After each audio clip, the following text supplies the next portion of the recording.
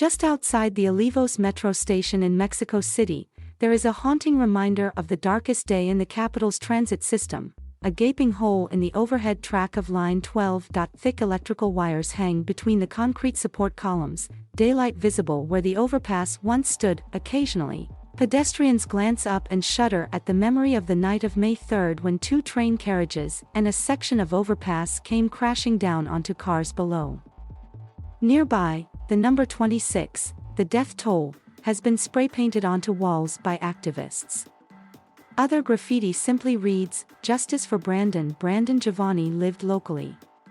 At 12 years old, he was the youngest victim as he traveled home on the train with his father.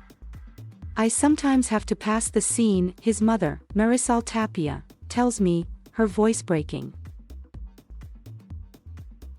Her awful, desperate search for Brandon in the rubble was broadcast around the world as she pleaded with the authorities for help. Around 18 hours later, after her husband had been found injured in hospital and she had been repeatedly told there were no children among the dead, her son was eventually confirmed as one of the victims. Today, one wall of Miss Tapia's living room is entirely dedicated to pictures of Brandon, and an altar to the boy occupies another corner. To see his empty bedroom, to see children returning to classes without him, his birthday is coming up and my son isn't here, Miss Tapia explains, tears streaming down her cheeks. These are things that the government doesn't understand. They don't realize the pain they caused us that night. No compensation will bring back my son. Miss Tapia is struggling to get through her days. Just waking up, getting dressed or making coffee takes a superhuman effort amid her gnawing grief. And yet, in that emotional state and from her tiny home in an impoverished neighborhood, she intends to take on some of the richest, most powerful, and influential people in Mexico. Asked who she blames for Brandon's death, Miss Tapia's tears momentarily dry up and her voice takes on a harder, colder tone. Marcelo Ebrard, Miguel Angel Mancera and Claudia Sheinbaum, she replies without hesitation. They are the previous two mayors of Mexico City and the current one. Marcelo Ebrard, who was now Mexico's foreign minister, vocally championed Line 12 from the start.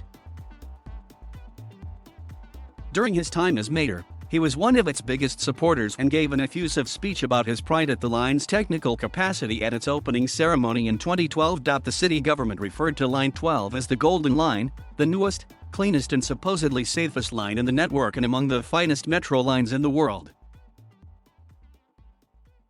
Yet even as Mayor Ebrard led a group of dignitaries onto the carriages for the inaugural journey, the problems that apparently led to the collapse were present in the very construction itself. An initial investigation by an international team of accident specialists concluded that there were serious flaws in the original construction. "I'd say that Line 12 was born with a cancer," says Jorge Divino, Director General of Mexico City's metro system between 2015-2018. Specifically, the accident investigation found that metal studs which connected steel beams to a concrete slab were not properly welded into place. Critics say the workers were being rushed into finishing the project before Mr. Ebrard left office. Mr. Gavino says the vast majority of the maintenance work carried out while he was the metro's director was spent on Line 12. "It was all built in a hurry," he says. "There was a change of the original project and those changes were carried out in a rush, from the construction itself to the purchase of the trains." So far, Mr. Ebrard has declined to address those specific allegations. Shortly after it was opened, Line 12 was closed for months for major repairs. The victims' families believe repeated warnings were ignored, particularly following a major earthquake in 2017 when some local residents say cracks appeared in the line's overpasses. Among those under pressure over Line 12 is Carlos Slim, one of the richest men in the world. It was his company, Grupo Carso, which built the line. Sitting in her breeze-blocked home, Marisol Tapia knows she faces an uphill battle seeking answers from some of Mexico's most powerful figures.